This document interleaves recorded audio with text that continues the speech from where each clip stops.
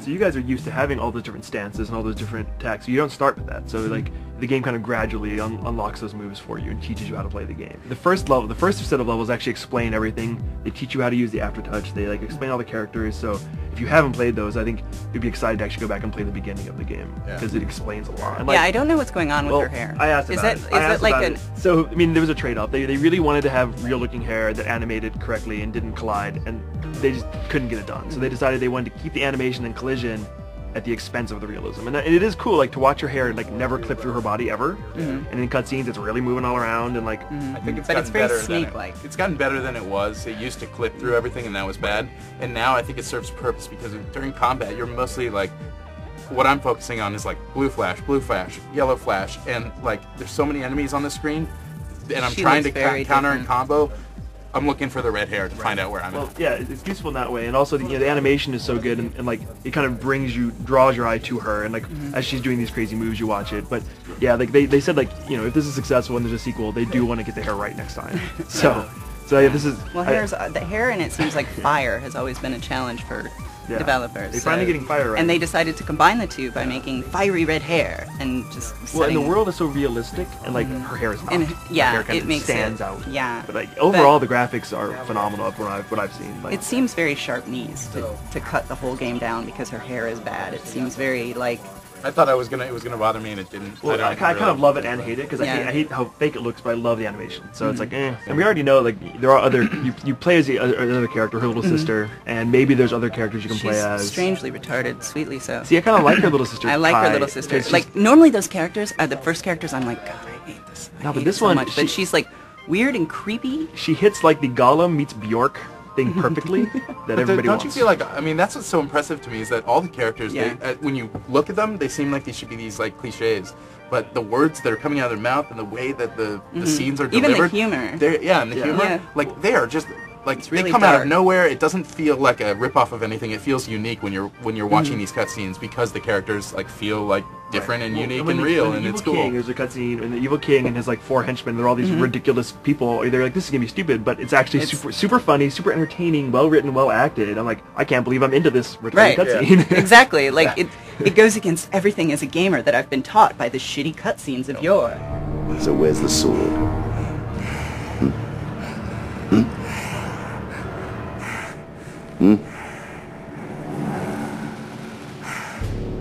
General Flying Fox, I will choose to believe that the reason you let it slip through your hands is some elaborate attempt at humoring me, and not because you are an incompetent fool. I am not a fool, sire. Usually it's Metal Gear games, you know, have good cutscenes or whatever, but in Even terms though of I don't ever understand them. the facial animation and the lip syncing.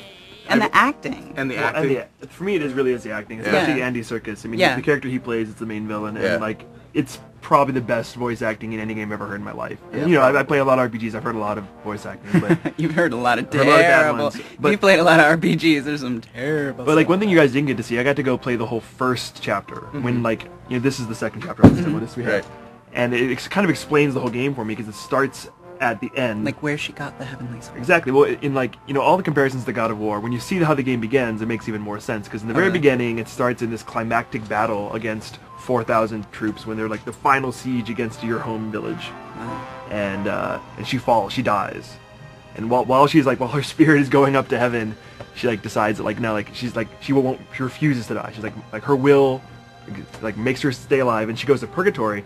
And like the level select screen when she's standing there, like the title screen, that's purgatory. Of course, the level selected, the menu screen is like just like God of War, also where you start with Kratos' face on the side. I mean, it's very so similar. like it is very evocative of God of War, and like when talking to developers, like they're not shying away from that comparison anymore. Like they're not embarrassed that their game is kind of like God of War. They really shouldn't not be. a bad They shouldn't idea. be. Yeah.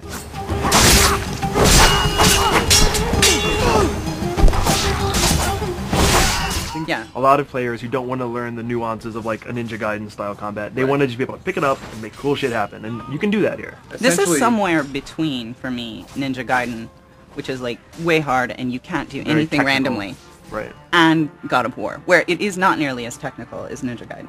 No. I don't think that's fair to do, but you don't want something that technical. Right, and with the 3 stances, it is all about that because you have these 3 stances: ranged, power, and speed. And like when you're being attacked by enemies, there'll be a different flash. You notice the different flashes of color, and that tells you like what kind of attack they're attacking you with, and what kind of stance you should be in to counter them. Right. And But what's interesting is that to counter, you're going to hit triangle. Right. But like just to block, you just have to not be attacking. But you have to be in the proper stance. Right. Right. In the stance, but not attacking, Right, which it's a is neutral. very like difficult to time. And I'm so used to when I do play games where you're going to have to block. There's a button. I found myself, like, once I got into the flow of combat, not worrying about block that much and just countering. Yeah, because countering Yeah. is really effective. Like you can, like, a lot of the hard enemies who normally have a shield, you wouldn't be able to attack them easily. Like you can counter them and do a lot of damage. And then it does have block breaker attacks where if they're blocking, you do these like incredible attacks that do quite a bit more damage. Yeah. And they give you a whole list to keep track of it all. But I mean, I was having great success with button mashing. Yeah, I think it's a good learning curve from mashing to actually realize, oh, this is how I do these attacks. Then you have the special, like, you knock somebody up in the air and the crazy shit, the juggles you can do. There's a lot of depth to that, And then, actually. yeah, I figured out when I've thrown an enemy in the air, if you shake around the controller, she'll do other stuff. Yeah, that's how you start all the air combos. And of course, then there's the aftertouch stuff where you can pick up items or dead enemies or whatever's on the ground. I actually think Aftertouch for me is what sold the game, because like I think it's a beautiful God of War clone, and then like with Aftertouch and the way they use it in the game, that really to me is the best use of 6-axis I've seen. Because as you said, you can pick up any object, any character in the game and throw them, and when you throw them, if you hold down X, you become that object and you steer it with the 6-axis, and it's a little unrealistic because you can like, for example, take a crossbow bolt and steer it kind of around a tree. You were liking to do Yeah, you can kind of like the Top Gun fly moves. it, you know, like yeah. fly it like Warhawk and like Yeah. hit things directly. Like you're gonna hit a guy in the head with it, or like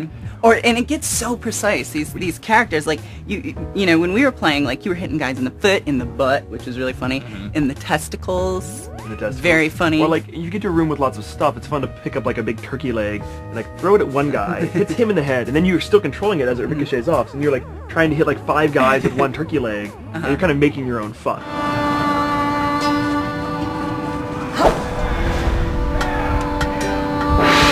They use the aftertouch with like all the little puzzles that they've shown so far. Yeah, And that's throughout Yeah. everything I've seen. A lot of aftertouch puzzles, and they're Yeah. always very obvious. Like I think if you're expecting deep, like interesting, It's not puzzles, Zelda yeah, puzzles- it's not Zelda puzzles or puzzles. They're anything, very yeah. they're very straightforward. The In game fact, is very much just like arena after arena with like stuff in the middle that you know connects the. I don't think it the is arena arenas. after arena though. I mean, there are a lot of big fights against a lot of enemies, but Yeah. I think they do a good job of mixing it up with like there's a lot of like shooting gallery kind of stuff, and there's missions where you're escorting people. There's missions where you have to take out certain things. Yeah, Right. I'm But not it saying is- that I mean, on catapults. I'm talking about simply level design. In terms of level Right. design, Well, there's I'm no- not saying it's bad. There are well, plenty of other. Hey, let me talk for a sec. All right. There are plenty of games that do arena, like arena, then walk, then arena. Like even the Half-Life games are essentially that. But you're right. It doesn't feel bad. I think part of the reason that it doesn't, you're still excited to play, is that the combat is very good. But then beyond that, it's that, like what we're talking about with the actual characters. Like you do get emotionally invested in the characters in the game because the voice acting is so good, because the animation is so good, and because the quick timer events that you get into. Like I'm so tired of those in most called games. hero sequences. Hero sequences. The hero Thank sequences. you for staying on message, Shane. The hero sequences are the quick timer events, as I'd rather refer to them as. So they're great because usually in a game when you miss a quick timer, it just like ends and you have to start over. But in this one, there's so many different variations. There's so much animation in the character where she can like basically go Bite up to it. try to grab something, then bite it, then try grab on and try again. There's so many variations that it actually.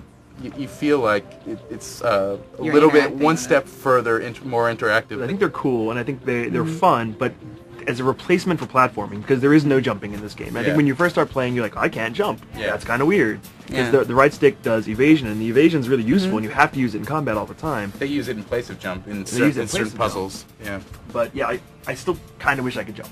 I And always as fun as those wish, hero sequences are, like, they're dramatic and you're sliding down ropes, you're making these huge leaps, but you're not really making those leaps. No, I yeah. think that's what makes it feel more like like I said, arena than some stuff where you're walking in the middle and then another arena, because you're not exploring the space. It's very, very linear. Much more so than even a game like God of War, which is a game, we've said that it looks like they're emulating. Like Yeah. there's no exploration. It's Right, linear. it's a much more straightforward linear Very, game, very and I still really like it, but I do wish maybe in a sequel they should consider maybe platforming. I don't know. Maybe it's my old school paradigms I'm stuck in where I like jumping. Well,